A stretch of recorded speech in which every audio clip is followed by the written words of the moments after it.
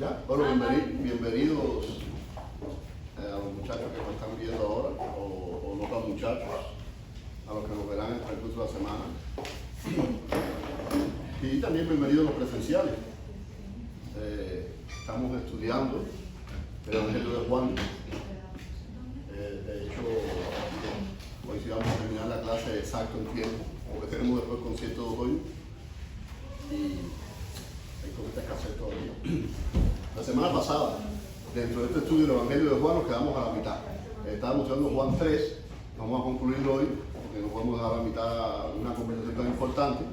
Y vamos a ver entonces cómo continúa la progresión de la historia en el Evangelio. Este mapa a la derecha es importante porque lo vamos a tocar en la clase de hoy, va a cobrar significado. Estas regiones que habían en el Israel del primer siglo. Al sur estaba Judea, con la capital Jerusalén, el templo. Había una zona que estaba entre Judea al sur y Galilea al norte, que era la región de Samaria. Y bueno, hoy nos daremos cuenta que cobra importancia esta región. La semana pasada, para ir directo al recordatorio de la terminación, comenzamos hablando de dos conceptos que manejamos todos en nuestra vida diaria y que todos estamos indiscutiblemente involucrados de una forma u otra con ellos, que es el concepto de vida y el concepto de muerte. El concepto de vida asociado siempre al nacimiento, por supuesto. El nacimiento es el evento donde venimos a la vida. Para los que no estaban, esa es él naciendo, la cesárea de él y Jonathan, saliendo ahí de la barriguita de mamá. Y también tenemos acá la muerte, otro evento también que nos enfrentamos a él en algún momento. Ahí esto diríamos que es la descripción técnica, lo que siguen los médicos para detectar la muerte, que si está la muerte cerebral, que el criterio circulatorio, que el neurológico, está el criterio del cuerpo. Miren, eso es interesante, el criterio somático que le llaman, cuando se examina un cuerpo, por ejemplo, y está decapitado, hay que hacer mucha prueba. Ese es como deciste, el criterio somático. Un cuerpo con la cabeza por ahí, la cabeza por ahí, está muerto. Ese no hay que ponerle ningún aparato especial, igual que si está descompuesto. Mira, la descomposición es otro elemento. Un cuerpo, un cadáver descompuesto está muerto. Así, ¿no? ¿Por qué hablamos de esto de muerte y vida? Porque en la clase pasada vimos que hay un personaje que se acerca al Señor de noche. Y dice la Biblia en Juan 3 que había un dirigente, que era un personaje importante, dentro del grupo de los fariseos, y ese personaje se llamaba Nicodemo. Los fariseos hablamos brevemente que era un grupo religioso que había surgido más o menos como en el primer siglo antes de Cristo. Observaban la ley, pero la observaban y llegaban a tales extremos que ponían mucha observancia externa y ponían muchas adiciones a lo que ya estaba escrito. Y aunque todavía no hemos llegado quizás a ese caso, pero cuando estudiamos los evangelios, veremos que varias veces Jesucristo chocó con esta religiosidad externa y que llegó inclusive a catalogarlos de hipócritas. Ese es el nombre de ese cuadro. Hay de vosotros escribas y fariseos, así lo llamó el autor del cuadro, pero cuando estudiamos la Biblia, sí, el Señor le ponía al lado que eran además, era un ay sobre ellos, sobre su hipocresía. Bueno, este hombre con gran conocimiento de la ley, este hombre que era maestro de la ley, este hombre que dice que era dirigente, se piensa que pertenecía hasta, parece que debía pertenecer al Sanedrín o al concilio, el grupo ese de 72 ancianos que diríamos que dictaban la vida religiosa de Israel. Dice que llega a Jesucristo, lo visita de noche, porque tenía algún temor, porque no quería que lo vieran, porque era la mejor hora, un poquito especulativo, y le dice una declaración: maestro, sabemos que has venido de parte de Dios. Se da cuenta él, y cuando dice sabemos, parece que en la dirigencia, entre los dirigentes judíos, ya muchos sabían y veían lo que Jesús estaba haciendo. Y dice que Jesús sin más, porque este hombre lo que viene es y le declara esto, y sin preguntarle nada, de pronto Jesús le dice: te aseguro que quien no nazca de nuevo no puede ver el reino de Dios. Y de pronto Jesús le dice que había que nacer, pero le acompaña a nacer, dice, tiene que nacer y de nuevo. Cuando uno dice nacer de nuevo o hacer algo de nuevo, da idea de que eso mismo sucedió antes. Nicodemo había nacido ya, había nacido ya, Ya era un hombre hecho y derecho que estaba frente a Jesús. Ahora Jesús le dice, para ver el reino de Dios tienes que nacer de nuevo. La pregunta normal que le hace Nicodemo, ¿cuál es? ¿Y un viejo puede nacer de nuevo? ¿Acaso voy a entrar de nuevo en el vientre de mi madre? Indiscutiblemente Nicodemo, ¿qué nacimiento tenía en mente? Natural. El nacimiento natural, el nacimiento físico. Vamos a suponer que Nicodemo tuviera 60 años, por poner una edad, no especulativo. Pero un hombre de 60 años iba a poder, bueno, de hecho la madre de Nicodemo no debía vivir, de hecho ya.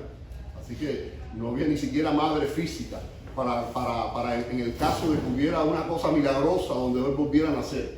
Y Jesús le dice, mira, el nacimiento que estoy hablando no es un nacimiento natural. Es un nacimiento, muchachos, que dice, quien no nazca de agua y del Espíritu no puede entrar en el reino de Dios. Un nacimiento, muchachos, que viene ¿de dónde? De arriba. Un nacimiento que viene de parte del Señor. No es el nacimiento físico. El nacimiento físico nadie puede nacer dos veces. Esta expresión de agua y del Espíritu la comentamos brevemente, a pesar de que algunos comentaristas piensan o pueden involucrar el agua con el tema del bautismo. Casi siempre que vemos el bautismo en la Biblia se relaciona con el tema de muerte y resurrección, una nueva vida.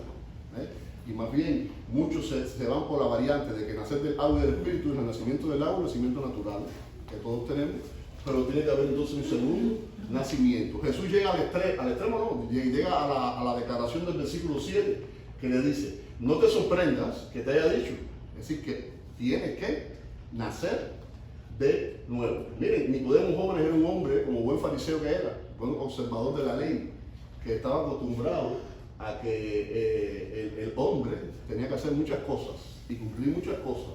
Y los fariseos habían llevado eso a extremos impensables para obtener la salvación.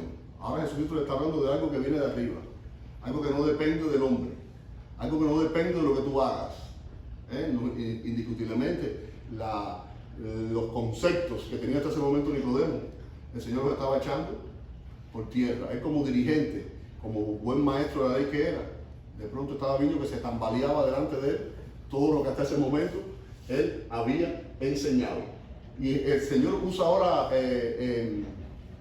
elementos o figuras que son fáciles de entender. Por ejemplo, aquí habló del nacimiento y ahora le dice, mira, a la hora del viento ahora. El viento, jóvenes, siempre que lo vemos en la Biblia, y todavía estamos recordando la clase pasada, tiene que ver, se asocia muchas veces con el movimiento del Espíritu, como el Espíritu lo que hace, lo que puede hacer en medio de los corazones, lo que hace en medio del pueblo de Dios. Y dice, mira, el viento, uno ve que sopla, pero tú no sabes, ni lo ves, tú lo que oyes el efecto de él, lo oyes silbar.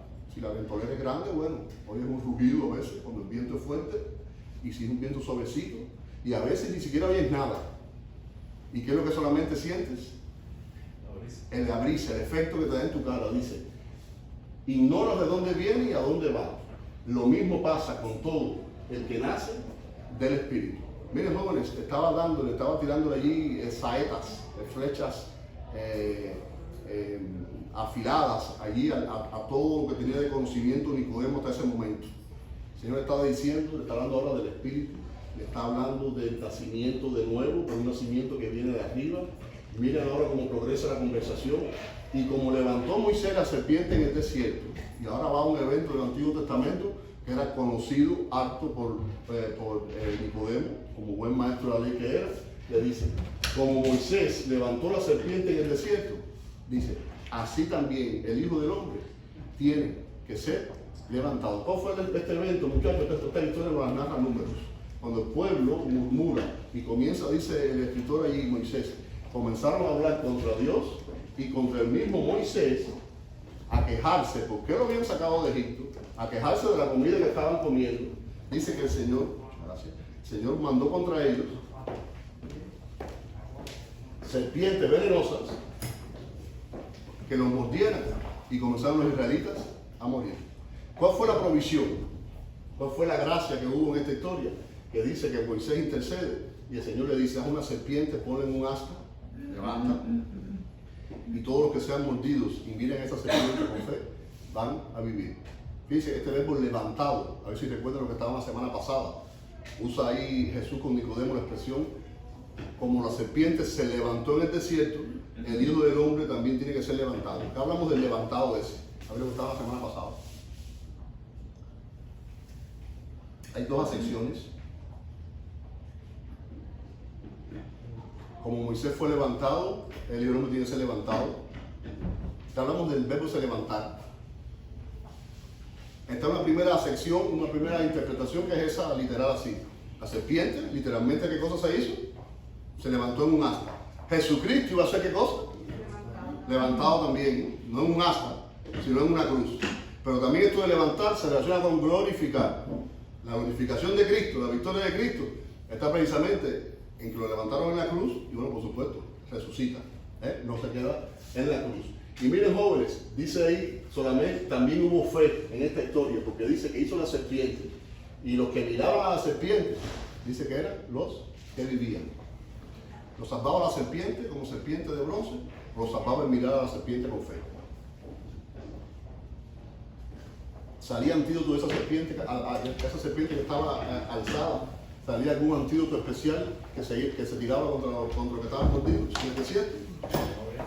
La fe del que miraba. Miren, jóvenes, usando esta historia harto conocida por Nicodemo, el Señor le dice a él: como Moisés levantó la serpiente en el desierto, así también el Hijo del Hombre tiene que ser levantado. ¿Cuál es el objetivo de que el Hijo del Hombre fuera levantado? ¿Cuál es el objetivo de que el Hijo del Hombre fuera crucificado? ¿Cuál es el objetivo de que el Hijo del Hombre fuera glorificado después? Dice el versículo 15: para que todo aquel que cree en Él tenga la vida eterna. Miren, jóvenes, este concepto de la vida es clave en el Evangelio de Juan. Y la historia la terminamos la semana pasada haciendo la historia allí de Spurgeon. Como siendo joven, en un hecho de tormenta, llega a una pequeña iglesia que no era la suya, y el predicador, que estaba allí improvisado porque ni el pastor oficial pudo llegar, solamente repetía una y otra vez las palabras de Isaías 45, 22. Mirad a mí y sed salvos todos los términos de la tierra, porque yo soy Dios y no hay más. Miren al Señor, miren al Señor. Todos pueden mirar al Señor, grandes, pequeños, estudiosos, jóvenes, niños, viejos. Y el Señor tocó el corazón de este joven confundido que estaba ahí en esa noche tormentosa y se convirtió en uno de los más grandes predicadores que ha tenido el cristianismo. Y el versículo 16, jóvenes, Juan 3, 16. El Evangelio en miniatura, la condensación de todo lo que el mensaje bíblico, si pudiéramos resumirlo en un texto, de principio a fin de la Biblia. No estoy hablando solamente del Nuevo Testamento. De principio a fin de la Biblia dice, porque tanto amó Dios, tenemos en nuestra mente la Reina Valera, lo vamos a ver, porque tanto amó Dios al mundo, que dio a su Hijo unigénito, para que todo el que cree en Él no se pierda, sino que tenga la vida eterna.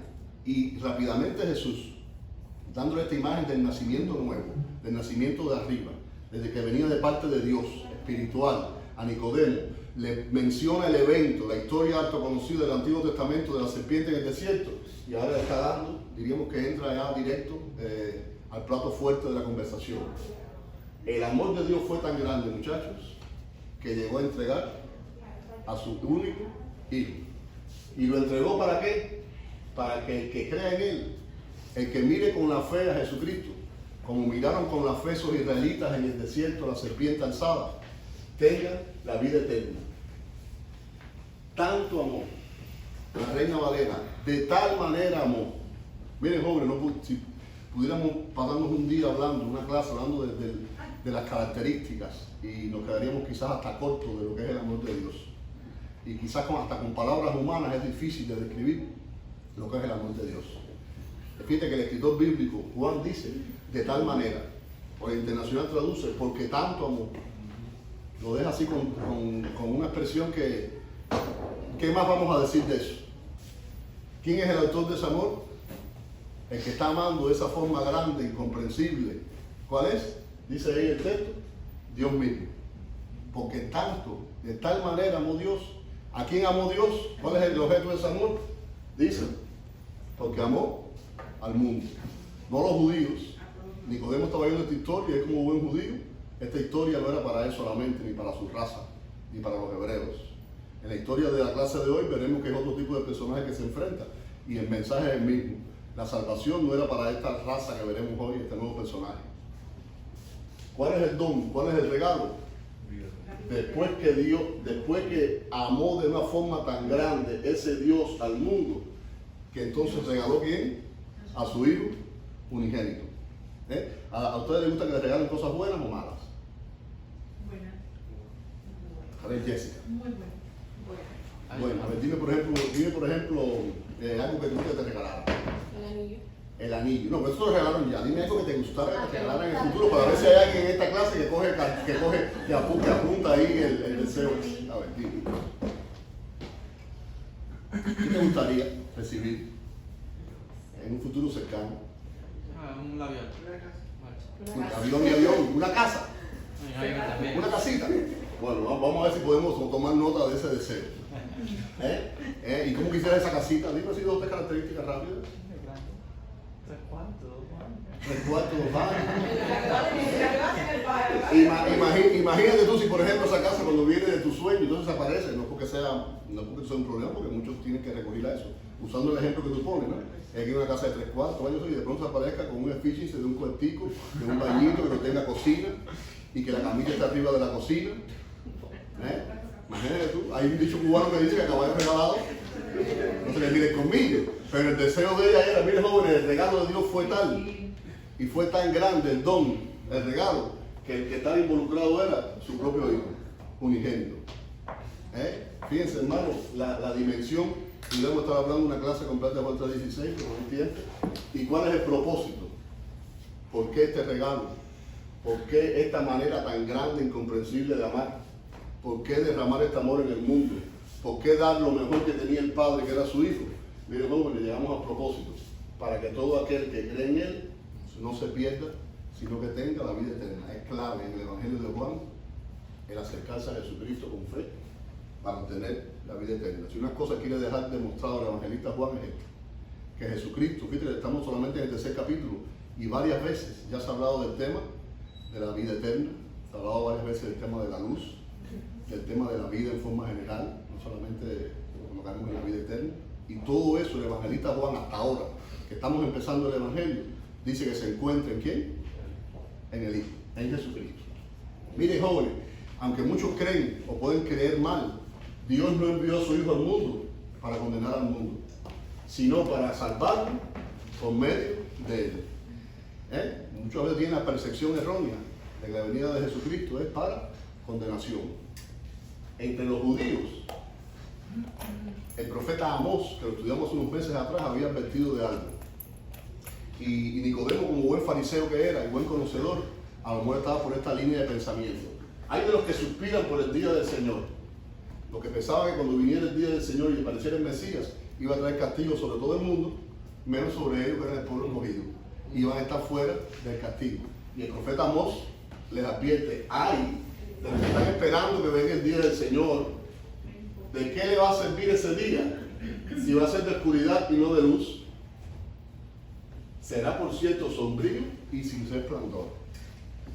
A lo mejor Nicodemo decía, cuando se manifiesta el Mesías, que era una línea de pensamiento que tenían muchos fariseos en ese siglo, decía, el juicio va a ser para nosotros, pero no para nosotros. Pero no para nosotros los judíos. Miren muchachos, la venida de Jesucristo, la primera venida de Jesucristo al mundo, no fue una venida de condenación. Vino para salvar al mundo. Más bien, dice la Biblia, que el que se condena es el que ¿qué cosa? El que no cree. El que no cree en el Hijo es el que está acarreando sobre él la condenación. Él mismo se está excluyendo. No es el Hijo el que está excluyéndose. La segunda venida, que será otro tema. Bueno, ya la segunda venida tiene otros ribetes. Tiene otra connotación. Le termino aquí la clase de la semana pasada y unimos la de hoy. Dice Juan 3:36, el que cree en el Hijo, vuelve a repetir, ¿tiene qué cosa? Vida eterna. Pero el que rechaza al Hijo, no sabrá lo que es esa vida. Miren jóvenes, se cuenta una ilustración que muchos pastores han usado, la voy a usar de nuevo hoy, de un hombre que tenía un único hijo y tenía una exposición de cuadros, una colección de cuadros famosos tremenda.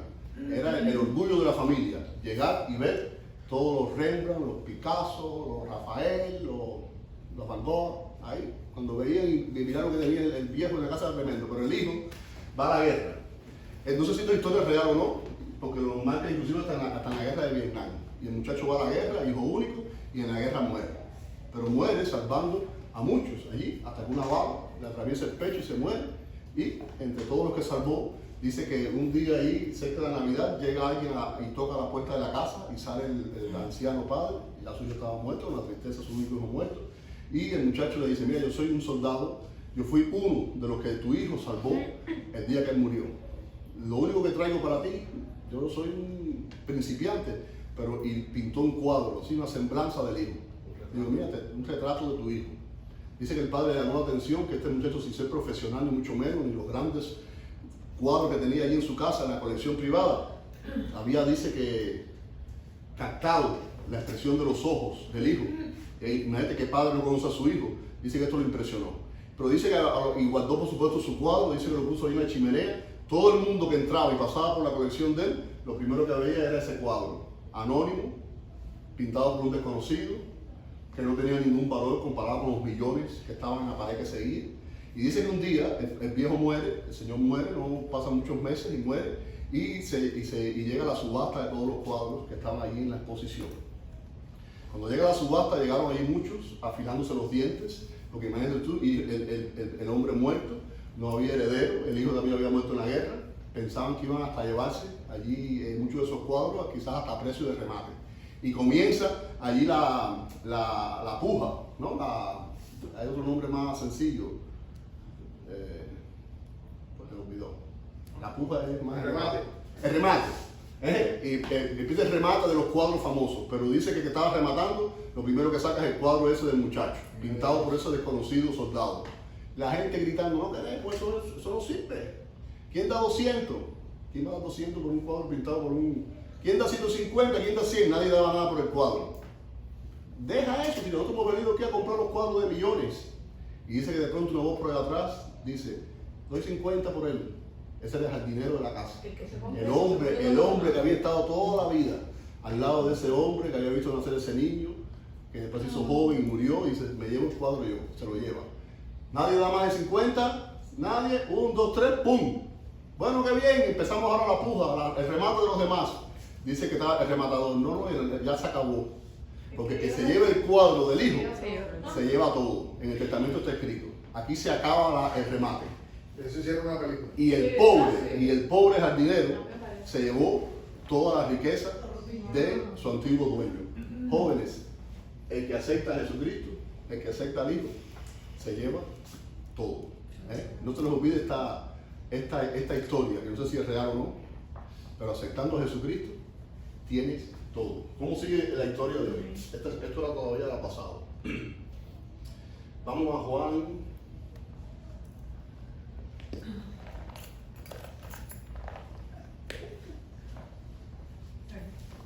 A Juan 4 ahora. Dice la historia, dice la Biblia, el evangelista. Estamos en Juan 4. Jesús se enteró de que los fariseos sabían que él estaba haciendo y bautizando más discípulos que Juan. Recuerden que Juan el Bautista, una de las claves, una de las cosas que hizo en su ministerio, cuando estaba anunciando la venida del Mesías, ¿qué cosa era? Que él bautizaba a la gente. ¿Qué tipo de bautismo hacía Juan? ¿Este detalle? Él bautizaba en agua. ¿Qué más? Un bautismo de arrepentimiento. Que la gente reconociera que estaba actuando mal, es decir, arrepentirse de sus pecados y los bautizaba. Pero dice aquí que Jesús en realidad lo bautizaba. Fíjate que está aclarado en la Biblia, sino que eran los discípulos. Y a los oídos de los dirigentes, de los fariseos, Juan el Bautista ya estaba encarcelado. Había sido encarcelado y no sé si inclusive quizás hasta muerto ya en este detalle. Muchos dirigentes judíos pensaron que ya que el revoltoso Juan el Bautista lo habían sacado del medio, la cosa iba a tranquilizarse, y resulta que ahora Jesucristo dice, o más bien sus discípulos, bautizaban inclusive más que lo que bautizaba Juan. Es decir, que el ambiente estaba un poquito caldeado. Fíjense que Jesús, jóvenes, vemos en los evangelios que se mueve. Jesús no siempre estuvo en el mismo lugar. Dice ahora que se fue de Judea, y es por eso que le he puesto el mapa y le dije que recordaran, Judea, que estaba al sur, Judea, donde está Jerusalén, dice que se fue de Judea y volvió a Galilea al norte. ¿Qué pasa? ¿Qué zona está entre Judea y Galilea? Había una zona intermedia que se llamaba, o se llama, Samaria. Dice, versículo 3, por eso se fue de Judea y volvió otra vez a Galilea. Como tenía que pasar por Samaria, y vamos a ver esa expresión, llegó a un pueblo samaritano que se llamaba Sicar, cerca del terreno que Jacob le había dado a su hijo José. Allí estaba, dice la Biblia, el pozo de Jacob, y Jesús, fatigado del camino, se sentó junto al pozo. Era cerca de mediodía. El evangelista nos enmarca en unos primeros versículos así, nos cuenta rápidamente la historia. Detalles en esto, muchachos. Ustedes son muchachos inteligentes y estudiados. Jesús iba del sur Judea al norte de Galilea y dice ahí, tenía que pasar por Samaria. Es verdad, tenía que pasar por Samaria. Pero, típicamente los israelitas tenían tres formas de ir a Samaria. A veces iban por aquí, por esta región de Perea, pegadito al río Jordán, y llegaban a Galilea. Había otros que iban de Judea y iban por el camino del mar, la tierra de los filisteos antiguos, y llegaban a Galilea. Indiscutiblemente, el camino más corto, ¿cuál era? Pasar rectamente y pasar por Samaria y llegar a Galilea. Hasta ahí los detalles iniciales, después les comento algo más. Jesús no se fue por Perea, Jesús no se fue por el mar, dice que Jesús se fue y cortó ahí por Samaria. Dice que tenía que pasar por Samaria. ¿Tenía que pasar por Samaria? Les pregunto. Diosito cree que no. A ver, ¿alguien más cree algo? No tenía, pero era su plan. No tenía, pero era su plan. Bueno, vamos a ver qué pasó allí. Y dice que llegó a un pozo y llegó a una ciudad y el estaba fatigado. Miren, jóvenes, lo que vemos como pozo traducido ahí en las versiones, estuve leyendo porque es importante, es aparentemente insignificante, pero no, porque después en el diálogo que tiene Jesús tiene que ver ese pozo. Puede ser el pozo ese normal que todos sabemos, un pozo, ahí hay un pozo de agua, pero también ese pozo, cuando vamos al griego, en el texto se usa también la palabra manantial. Es decir, el agua que está saliendo de una profundidad y que está saliendo ahí pura. A veces no es agua, después cuando sale, por supuesto, en la parte de arriba, diríamos que se estanca, se queda quieta, y es normalmente donde la persona que va a cogerla, coge la de arriba, ¿sí o no? Vemos pozo, pero en el original griego a veces usa la palabra manantial. Es decir, el agua esa que sale de abajo a abajo, que es, diríamos, la más fresca. Ese detalle es importante. Miren, jóvenes, dice en la versión internacional que era la hora del mediodía. La Reina Valera, que dice, ¿alguien la tiene a mano? Era como la hora sexta. Dice que era como la hora sexta. Miren, para el sistema judío de medir las horas, que comenzaba a las 6 de la mañana, la hora sexta era la hora del mediodía. Por eso es que quizás, pero estoy seguro, no quizás, que la internacional dice era cerca del mediodía. Pero, se lo comento como un detalle adicional. Estuve leyendo un comentario que dice Hendrickson, ¿no? De que él se inclina porque esa hora del mediodía, esa hora sexta que dice, era quizás las 6 de la tarde. Y que Juan estaba usando aquí el sistema romano de contar el tiempo. Hora sexta para el romano podía ser a las 6 de la mañana, él la descarta improbable que a las 6 de la mañana nadie pasara por un pozo, o las 6 de la tarde. Y ese escritor se inclina por las 6 de la tarde porque lo que sucede después y las personas que van y todo el pueblo como sale, que lo veremos más adelante, tenía quizás un poco más de sentido que lo hicieron por la tarde, atardeciendo ya, que no a pleno mediodía, cuando era todavía la hora de trabajo. Estaban los agricultores en el campo, en ese sol rayando era un poco difícil que salieran las mujeres al pozo. Pero bueno, le digo como un detalle, la internacional traduce como mediodía. Es decir, que Jesús llega, miren ese pozo de Jacob todavía existe, existía desde los tiempos de Jacob y todavía existe ahí en Samaria. Dice que tiene alrededor de 30 metros de profundidad, 30 metros hablando de casi 90 pies. Todavía está ahí en Samaria el pozo de Jacob. Y cuando Jesús lo visita, llevaba ya años de hecho, porque Jacob lo había hecho cientos de años antes. Jóvenes, miren qué pasa. Los samaritanos, jóvenes, miren, esto es una pequeña historia. Cuando las 10 tribus del norte caen cautivas bajo los asirios, dice la Biblia, nos cuenta en Segunda de Reyes, de que trajeron el rey de Asiria gente de los pueblos vecinos. Dice ahí gente de Babilonia, de otras regiones ahí, y tomaron posesión de la tierra de Samaria, y dice la Biblia también que habían dejado a los pobres de la tierra que vivieran allí y se comenzaron a mezclar algunos judíos que vivían allí, descendientes israelitas reales, como eran las 10 tribus del norte, pero se comienzan a mezclar con la gente que vino de estas regiones. ¿Cuál fue el resultado? Que la región de Samaria, toda esa región norte, ¿era qué cosa? Era una mezcla. No eran puros, no eran de sangre pura como, no eran de sangre puro como los judíos. ¿Qué pasa? ¿Por qué está cambiando el sol?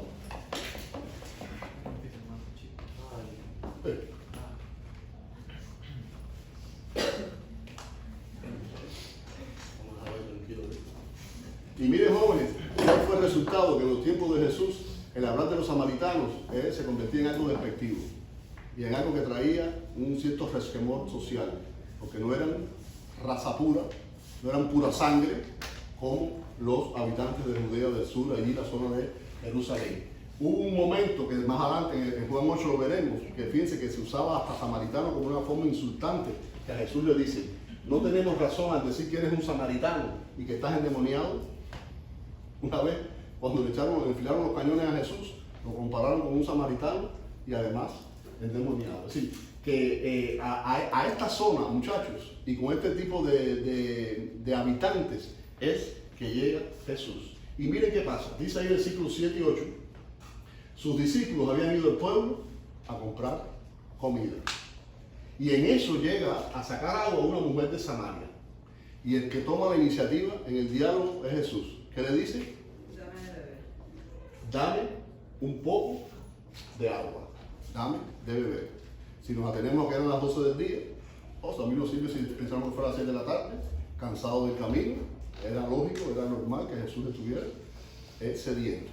Estaban sedientos y además hambrientos, porque dice ahí que los discípulos, ¿dónde estaban? Habían buscado al pueblo comida. Y miren ahí, dice el versículo 9, pero como los judíos no usan nada en común con los samaritanos, ante este pedido del Señor de que le diera agua, dice que la mujer le responde: ¿cómo se te ocurre pedirme agua si tú eres judío y yo soy samaritana? ¿Qué dice la Reina Valera en el versículo 9? La mujer samaritana le dijo: ¿cómo tú, siendo judío, me pides a mí de beber, que soy mujer samaritana? ¿Y qué más? Porque judíos y samaritanos no se tratan entre sí. La Reina Valera dice que judíos y samaritanos no se tratan entre sí. No es que sea exactamente erróneo, había diferencias, había problemas entre judíos y samaritanos. Pero miren, leí un comentario y el comentario se atiene a la traducción que hace la Internacional. Los judíos no usan nada en común con los samaritanos, por problemas rituales sobre todo. La traducción literal sería: los judíos y samaritanos no beben del mismo vaso. Eso sería lo de eso, porque miren, que estaban peleados a muerte no podían estar, porque dice ahí que los discípulos habían ido al pueblo a buscar comida, algún tipo de trato existía. Si estuvieran peleados a muerte, hubieran traído en su mochilita la comidita hasta que pasaran a Samaria y llegaran a Galilea. Es decir, había diferencias y había diferencias grandes. Había resquemor, pero había algunos tipos de tratos también. Más bien se piensa que por problemas ceremoniales sobre todo, imagínense ustedes, para un judío y un samaritano, dice, literalmente, no toman del mismo vaso. Y dice, entonces la mujer le dice: ¿cómo estás pidiéndome agua? La mujer se dio cuenta, quizás por el acento de Jesús, de que era judío. Dice: si tú eres judío y yo soy samaritana. El primer reconocimiento, muchachos, que hace esta mujer, y veremos la progresión del diálogo, que conoce que Jesús era un judío, un habitante de la raza del sur. Eran hermanos lejanos, habían tenido el tronco común allí como todos los israelitas. Un simple judío tenía frente a ella. Miren la respuesta de Jesús: si supiera lo que Dios puede dar, Jesús va al grano, no le anda con mucho rodeo, y conocieras quién es el que te está pidiendo esta agua, le contestó Jesús: tú le habrías pedido a él y él te habría dado el agua que da vida. Jesús le dice: fíjate que aquí la cosa es al revés. Si tú supieras quién es que está delante de ti, el que estuviera pidiendo agua no hubiera sido yo, hubiera sido tú el que estuviera pidiéndome el agua a mí. ¿Cuál es la diferencia? Sutil hasta este momento. La mujer está enfocándose en qué tipo de agua, en esa agua del pozo que calmaba esa sed y de ese horario que era. Jesús le está diciendo ahora que él le puede dar un tipo de agua que da vida. ¿El agua es importante para la vida humana? Óigame, sin agua. Ni 2 días. Hace poquito, no 2 días, Hace poquito, los que siguen, no sé si algunos de ustedes siguen noticias de la NASA, les interesa el espacio, o ustedes son de los que miran las estrellas nada más para decir un poema de amor a la amada. Bueno, pero hay quien le gusta ver, porque hay que la NASA saca algo y eso, bueno, hace poquito salió de que en la atmósfera de Venus habían detectado una sustancia que se llama fosfina. Nunca había oído eso, la fosfina es eso. Bueno, pues esa sustancia que detectaron, la fosfina, por estudios y recontraestudios, llevaban 3 años con la noticia medio escondida, porque eso había que certificarla. Es una sustancia que cuando aparece, es como hay indicio de que quizás pueda haber agua. Los titulares pusieron agua en Venus. No, agua en Venus, nada. Detectaron una sustancia que aparentemente está indicando de que hay agua acuosa. A lo mejor es una botica. Y de hecho, estuve hablando con personas que saben un poquito más de esto y dice que la fosfina hasta existe en la naturaleza, en la tierra, lo que no sé si es gaseosa o no, qué sé yo. Miren, jóvenes, el agua es vital para la vida. Sin agua no podemos vivir. El hambre y sin comida aguantamos un poquito más. Pero el agua, Jesús pidiendo a la mujer agua del pozo para calmar su sed, la mujer respondiéndole, y como tú me vas a estar pidiendo la voz, tú eres un judío, tú eres una samaritana, y Jesús está diciéndole, mira, si tú supieras, el pedido hubiera sido al revés. Tú me estarías pidiendo a mí y yo te iba a dar un agua, dice, que da vida. Miren, muchachos, en la clase pasada Jesús está hablando con un hombre, Nicodemo. En esta clase está conversando con una mujer. La clase pasada, el hombre, ¿qué cosa era? Judío de pura cepa, dirigente, fariseo, especialista en la ley. Ahora está hablando con una mujer samaritana, despreciada, otra raza, sin estudios. La semana pasada, como buen fariseo y buen dirigente, Nicodemo debe ser un hombre de una moralidad tremenda, intachable. Está hablando con una mujer ahora, que nos vamos a dar cuenta un poquito más adelante, que aparentemente su reputación no era muy buena, pero el interés del Señor era el mismo. Con el encumbrado Nicodemo, con la sencilla samaritana. Y de hecho, miren, no se consideraba apropiado que un rabino hablara con una mujer, y mucho menos con una mujer de Samaria. Era un judío, fue la primera impresión que se llevó esta mujer de Jesucristo. Y ahora le dice, Señor, ni siquiera tienes con qué sacar agua, y el pozo es muy hondo. ¿De dónde pues vas a sacar esa agua que da vida?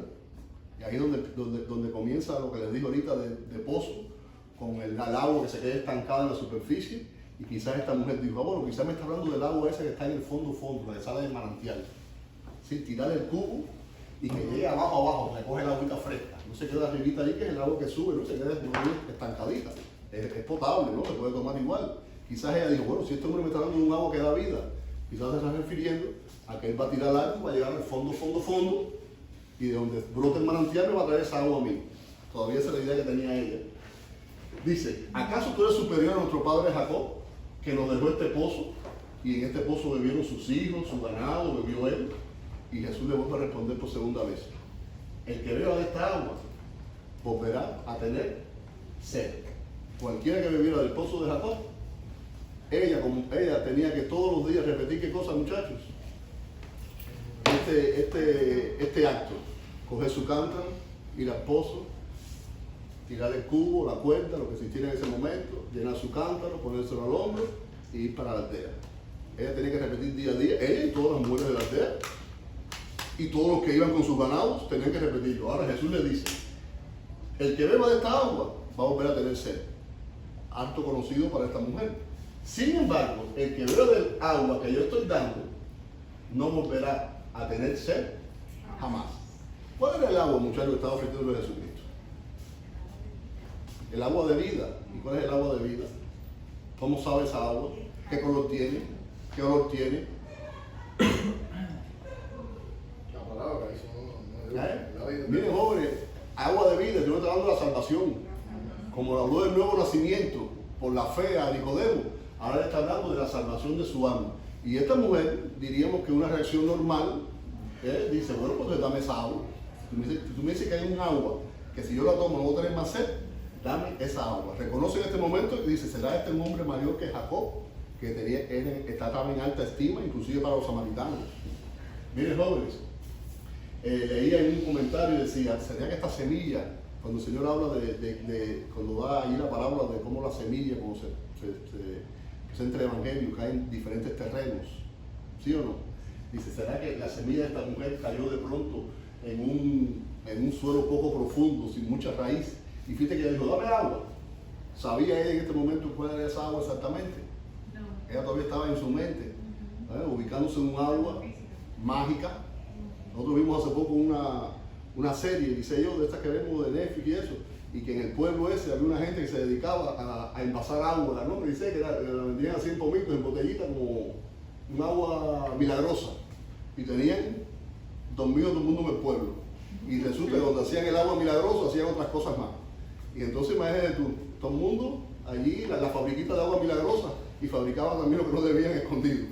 Todavía esta mujer, muchacho, estaba en este punto. Ahora un judío importante, mayor que Jacob, un judío que me va a dar un agua que no va a tener sed jamás, y de pronto miren cómo Jesús le sale ahora. Ve a llamar a tu esposo y vuelve acá.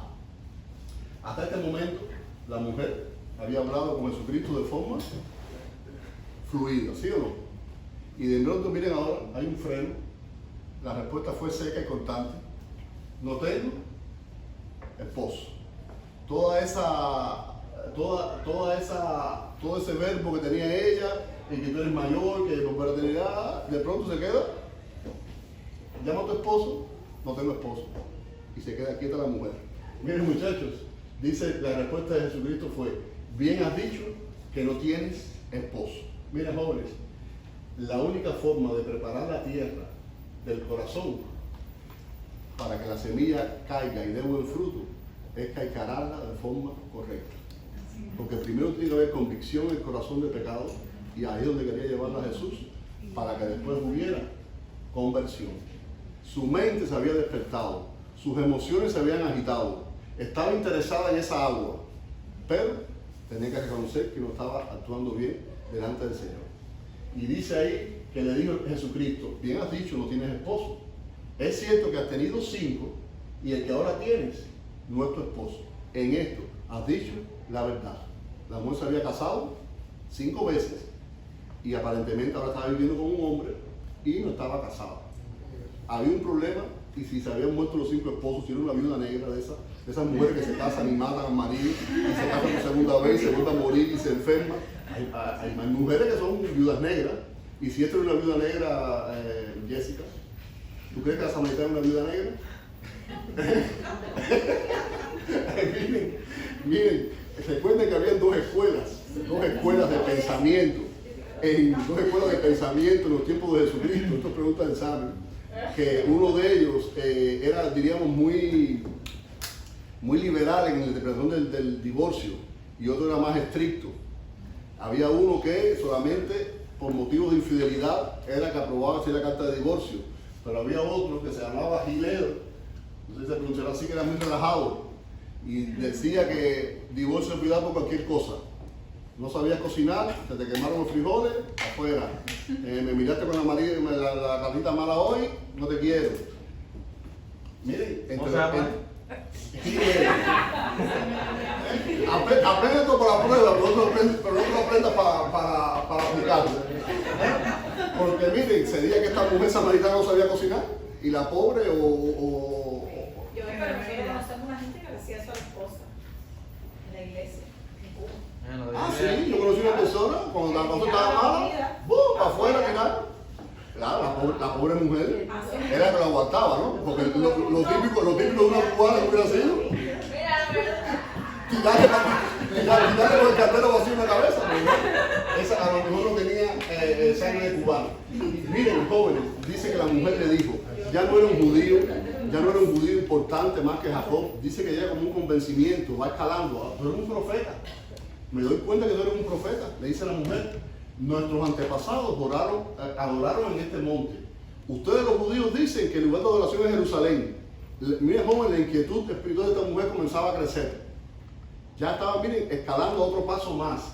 Y dice que Jesucristo le dice, créeme, mujer, que se acerca la hora, que ni en este monte siquiera, ellos adoraban, ustedes ¿se acuerdan de aquellos 2 montes donde Israel se paró? En uno pronunció maldiciones y en otros bendiciones. ¿Cómo se llamaban esos montes? que lo vimos en Deuteronomio hace un mes atrás. Ebal y Gerizim. En aquellos dos montes, en Gerizim era donde estaba el santuario de los samaritanos, en uno de esos montes.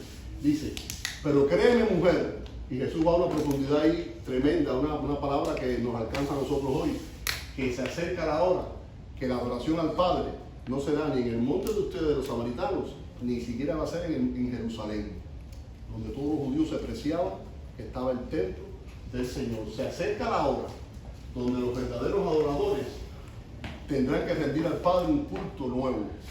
Dice que este culto va a ser en espíritu y en verdad. Porque esta es la forma en que el Padre quiere que le adoren. Y le da la sentencia: Dios es espíritu, y los que le adoran deben hacerlo en espíritu y en verdad. Esta mujer habrá derivado la conversación cuando el Señor le descubre que su vida moral no era la mejor, hacia temas religiosos. No es verdad que a veces cuando uno trata de enfrentar a las personas con su pecado o con un problema en su vida, le cambia la conversación. Eso pasa. Quizás esta mujer dijo, déjeme por aquí, pero hay otra interpretación que también me gusta. Quizás ya la inquietud en el corazón de esta mujer era un volcán lo que tenía dentro, y en un momento pensó, los samaritanos como yo adoramos aquí, tengo frente a mí un judío, dice que los judíos dicen que es Jerusalén. ¿Dónde es el lugar correcto? ¿Cuál es la forma correcta de adorar? ¿Cómo tengo que adorar? ¿Cuál es el sacrificio correcto? Las dos cosas pueden haber pasado. O quiso derivar la conversación hacia otro tema, o ya el volcán que tenía adentro estaba a punto de estallar y se quedó la clase aquí, porque tenemos que ir. Veremos el final la semana que viene. Nos vemos la semana que viene. Y en la semana que viene. Orando. Padre, bendecimos tu nombre. Te pido que la gracia de Jesucristo, tu gracia que es mayor, sea la que acompañe a estos jóvenes. Y la misma claridad en la conversación con Nicodemo de tu Hijo Jesucristo, la misma claridad de esta mujer, que aunque no hemos llegado todavía al final de la historia, Señor, sabemos que hubo bendición para ella y su aldea, sea también la que acompañe a estos jóvenes. Abre su corazón, abre su mente, el hambre por la palabra, Señor, en sus vidas. Todo por medio del Espíritu Santo. Con poder te pedimos que te muevas en medio de tus hijos, de nuestros jóvenes, y también bendiga el culto del momento de oración que vamos a tener en este momento ahora, de manera especial. Te lo pido en el nombre de Jesucristo.